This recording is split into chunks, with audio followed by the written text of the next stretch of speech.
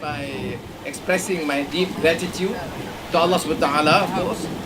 Begin with that. Then to express also my profound gratitude to Yang di-Pertuan Agong, who immediately summoned us to the palace. So I and Aziza with Saudara Azmin went to the palace and spent 1 hour audience with the king, expressing our gratitude and also to discuss general issues and current affairs and international issues. I was deeply gratified by the wealth of knowledge and the concern and compassion showed by the king. I would like to clarify on the point of the pardon. Pardon normally is given to those who have somewhat accepted the judgment of the court and then appeal to the king for pardon. In my case, we appealed because there was a miscarriage of justice. We appealed because there was travesty of justice. We appealed because there was clear conspiracy to condemn me, assassinate my political character. And I praise to Allah because the king accepted this, that the pardon is complete, unconditional, and due to our appeal, in particular Aziza, that there was miscarriage of justice on Anwar.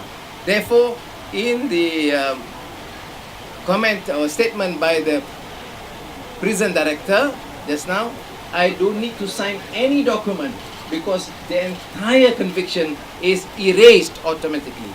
I must thank the people of Malaysia, Malays, Chinese, Indians, Kadazan, Iban, the entire spectrum of Malaysians, regardless of race and religion, who stood by the principles of democracy and freedom. They demand change, and it is our duty now to ensure that this mandate given to Pakatan Harapan would honor this commitment. I don't know whether Datuk Seri Najib would be facing, because it would depend on the investigations and the charges preferred. But as I have said, in the second case of incarceration, Datuk Seri Najib was clearly involved, and I was gratified when the king made clear reference to that. But I have no personal malice towards that.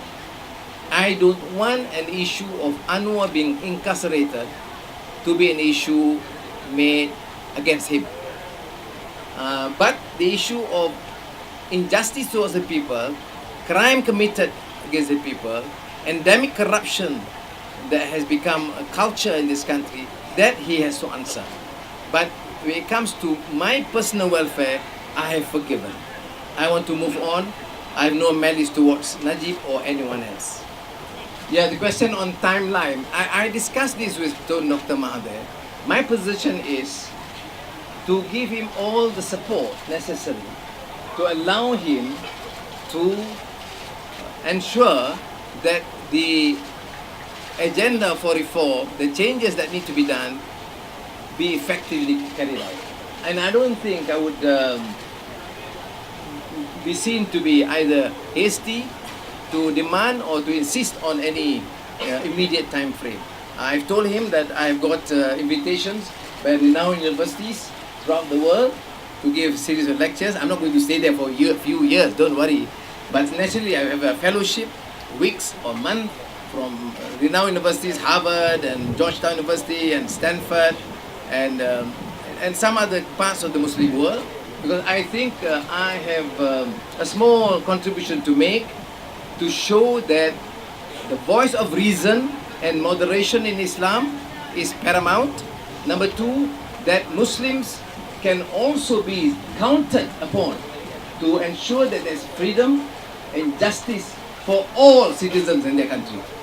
I've informed Tun Mahathir, very kind of him to make that reference, but I've said, look, it's better that you and Aziza and the team continue and allow me to take some time with the family. Although my wife is going to be Deputy Prime Minister, she would have time for me that much. But I said then I will have to travel quite a bit. I've given commitment to a few universities and few speaking engagements, and I think I need that time, that space, which is more significant. And I think Tun Mahathir was certainly welcome that sort of a decision, because I told him that I will be kept informed. I will of course be very interested in what's happening, but I don't need to serve in the cabinet for now. Terima kasih. Okey, bos.